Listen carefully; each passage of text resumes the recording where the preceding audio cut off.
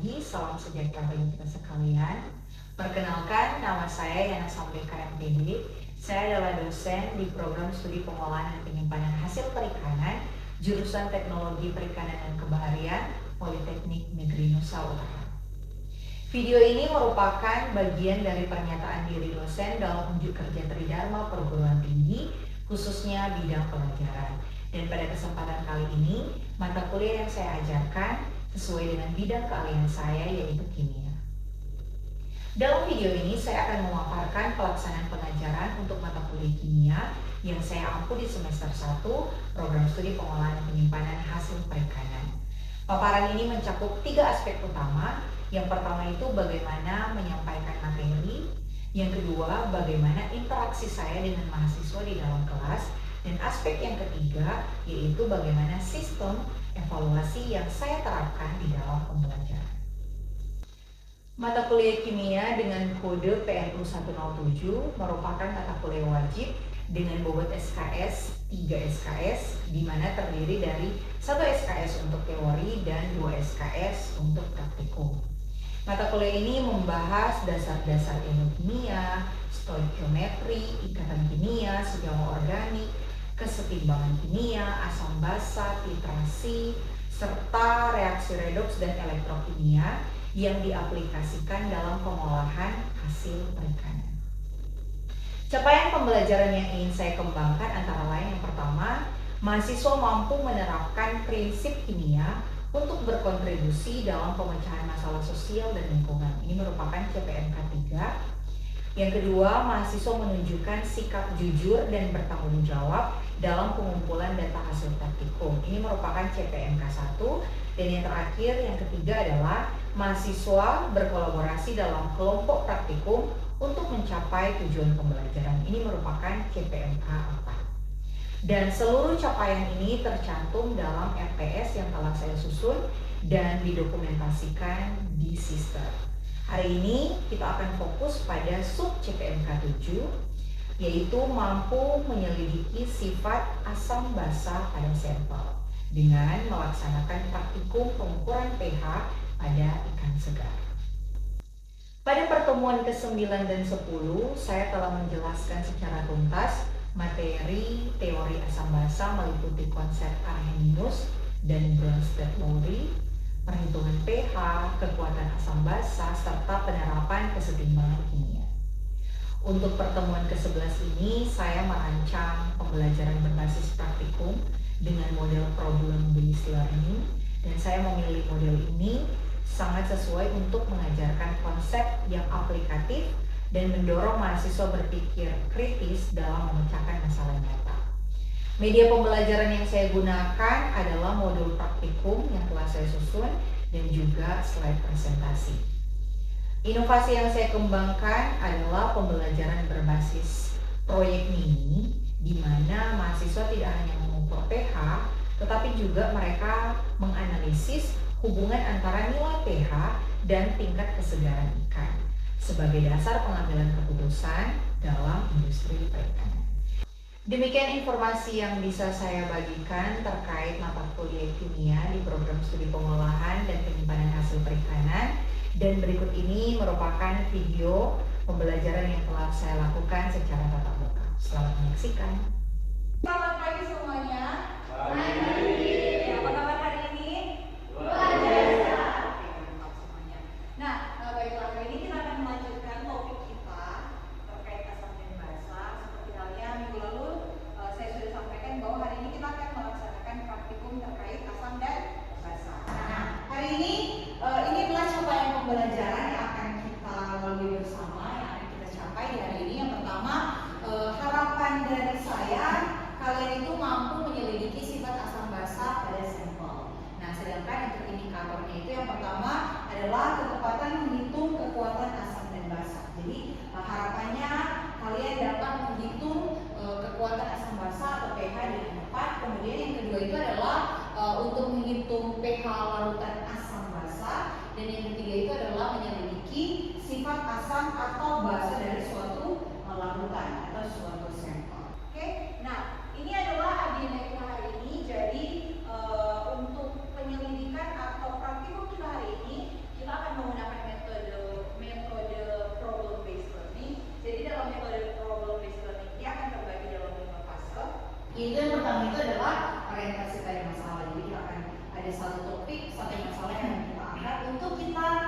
buktikan nanti ketika kita melakukan praktikum. Oke?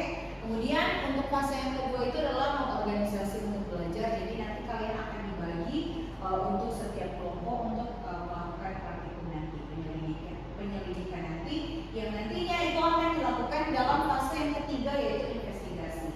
Kalian akan langsung turun untuk nanti kita akan lihat apa yang akan kita lakukan hari ini. Kalian akan lakukan itu di bagian yang ketiga atau fase yang ketiga yaitu investigasi atau dalam praktikum atau penyelidikan kita hari ini. Fase yang keempat itu adalah penyajian data. Dari data yang kalian dapat ketika kalian melakukan praktikum, ketika kalian melakukan investigasi, ketika kalian melakukan observasi, itu yang akan kalian sajikan atau presentasikan di depan kelas, oke, di depan teman-teman kalian. Dan fase yang terakhir itu adalah evaluasi. Kita akan sama-sama mengevaluasi data, hasil, bahkan seluruh keseluruhan praktikum kita di pagi hari. Oke, sampai di sini boleh dipahami untuk tahapan yang akan kita lakukan bersama sepanjang hari ini? Bisa? Bisa. Nah, tapi sebelum itu kita akan review. Oke? Nah, jadi minggu lalu kita sudah bahas tentang asam basa. Apa itu asam, apa itu basa, apa itu pH, kekuatan asam itu apa. Oke? Menurut beberapa ahli itu asam dan basa apa. Oke, ada yang masih ingat asam itu apa? Ada? Oke, asam menurut yang pertama itu Arrhenius. Asam itu adalah zat yang di dalam air itu melepaskan ion H+. Oke, jadi zat yang ketika dilarutkan ke dalam air dia akan menghasilkan ion apa? H+. Kalau basa? Kalau basa dia di dalam air akan melepaskan ion OH-. Iya benar sekali. Jadi kalau asam ketika dalam basa, ketika dalam air dia akan menghasilkan ion H+. Sedangkan kalau basa ketika dilarutkan dalam air dia akan terionisasi, terhidrolisis atau terurai menghasilkan ion OH-. Oke, kita kasih tuklet untuk teman-teman. Oke. Nah, baiklah, kalau sudah seperti itu kita akan lanjut. Oke. Nah, jadi ada satu pertanyaan besar ya yang ingin saya bawakan hari ini. Bagaimana sih cara kita menentukan kesegaran ikan secara objektif dan cepat menggunakan prinsip kimia? Jadi sebenarnya kalau kita seorang orang-orang perikanan sudah tahu bagaimana ketika kita ingin melihat tingkat kesegaran ikan, ada berbagai macam cara. Toh ada dengan uji sensori, organoleptik, seperti itu ada beberapa macam yang bisa kita lakukan. Dan ada juga prinsip kimia yang bisa dengan cepat kita bisa tahu tingkat kesegaran dari ikan tersebut. Oke? Nah, jadi sebenarnya untuk menentukan tingkat kesegaran ikan itu ada beberapa cara kalau dengan prinsip kimia. Pertama itu adalah dengan kita bisa menghitung pH pada daging ikan. Yang kedua itu kita bisa menggunakan TVN, tapi caranya itu agak lebih ya ada titrasinya di dalam. Nanti kita akan lakukan lagi. Dan kemudian juga ada yang ketiga yaitu dengan cara TMA. Nah, tapi hari ini kita akan melakukan untuk kita akan menentukan kesegaran ikan ya, yang biasanya dipakai kalau kita di pengolahan perikanan itu. Ikan itu adalah bahan baku utama dalam kita membuat produk perikanan seperti itu. Nah, untuk langkah awal dalam kita sebelum kita mengolah ikan tersebut, pastinya kita harus tahu dulu tingkat kesegarannya, mutunya seperti apa ya. Karena kita tahu ikan itu cepat sekali mengalami apa? Pemunduran mutu. Kita tidak bisa mengembalikan lagi tingkat kesegarannya. Yang bisa kita lakukan adalah mempertahankannya ya. Nah, jadi langkah awal itu kita harus paham dulu ikan ini mutunya bagaimana, tingkat kesegarannya seperti apa secara sederhana. Yang akan kita lakukan hari ini yaitu dengan pengukuran pH pada ikan segar. Jadi hari ini kita akan melakukan pengukuran pH tingkat kesegaran ikan dari mengukur pH dari daging ikan itu sendiri. Oke? Nah, saya sudah buat kelompok kemarin minggu lalu. Jadi kita akan bagi menjadi 3 kelompok kecil supaya semua orang itu bisa melakukan penyelidikan, investigasi bersama, observasi. Dan ingat nanti setelah kita melakukan praktikum, kita akan atau kalian akan menyajikan data yang akan kalian lakukan. Jadi silakan dengan kelompok masing-masing melakukan praktikum. Dan saya sudah bagikan modul juga, semuanya sudah ada modulnya. Jadi silakan menggunakan modul, data yang ada di sini.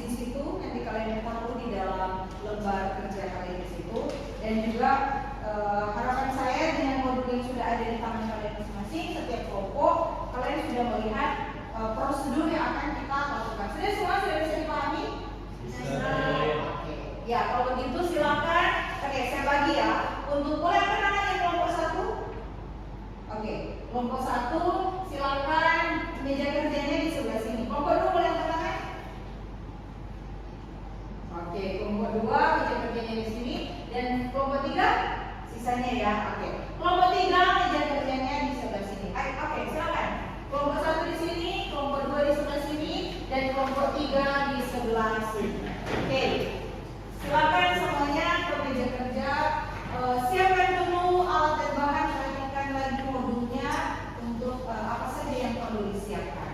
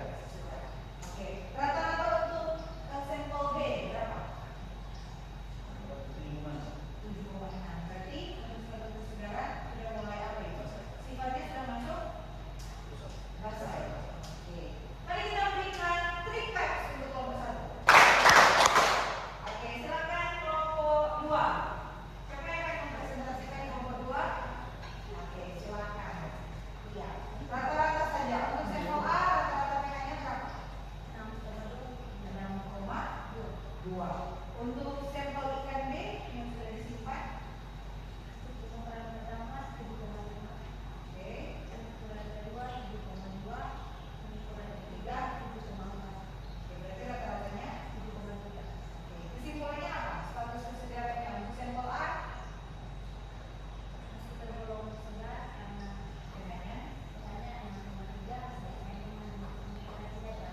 oke. Untuk sampel ikan B yang ikan B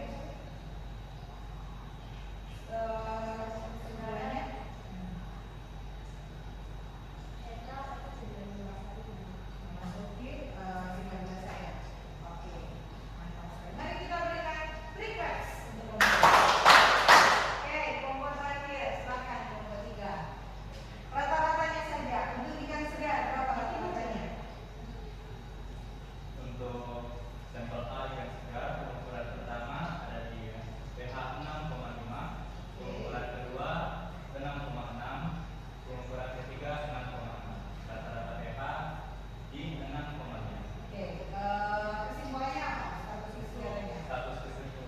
Status kesegarannya ikan masih berada dalam kategori segar karena masih di Sesuai pH dengan 6 dekat netral. Oke, untuk sampel B rata-rata saja rata-rata akhir berapa? Rata-rata akhirnya 8,2. Oke, Kalau berarti sampel sudah basah. bahasa ya. Oke, berarti kesimpulannya apa? Ikan sudah mulai membusuk, Karena sudah sudah pH-nya sudah 8. Sifatnya berarti basah. basah. Oke. Mari kita berikan 3 claps untuk kelompok 3. Oke, nah jadi itu yang sudah kalian lakukan ya. Jadi untuk kedua ikan, jenis ikan, ikannya sama tapi yang satunya segar, yang satunya sudah didiamkan atau disimpan pada suhu ruang dengan waktu kurang lebih 24 jam ya. Dan pH-nya ternyata sudah berubah karena tadi kita tahu bahwa ketika ikan itu standar standar pH-nya untuk ikan yang segar itu di rentang 6,5 sampai 7 besar. Ketika yang mulai mengalami kemunduran itu, maka dia akan membentuk asam laktat ya. Jadi dia akan cenderung turun. Semakin apa? Kalau asam laktat berarti semakin asam ya. Kemudian apa yang terjadi ketika dia sudah mulai membusuk setelah yang kalian lihat tadi apa yang terjadi? pH-nya semakin naik, semakin mendekati basah. Karena di situ ada terbentuk senyawa urea yang bersifat basah dan ikan tersebut. Oke, jadi itu adalah cara cepat dengan prinsip kimia untuk kita mengetahui tingkat kesegaran dari ikan tersebut, mutu dari ikan tersebut. Selain dengan kita lihat uji sensori, melihat penampakannya, umurnya, matanya, insangnya, tapi untuk dengan prinsip kimia cara cepat adalah kita untuk pH.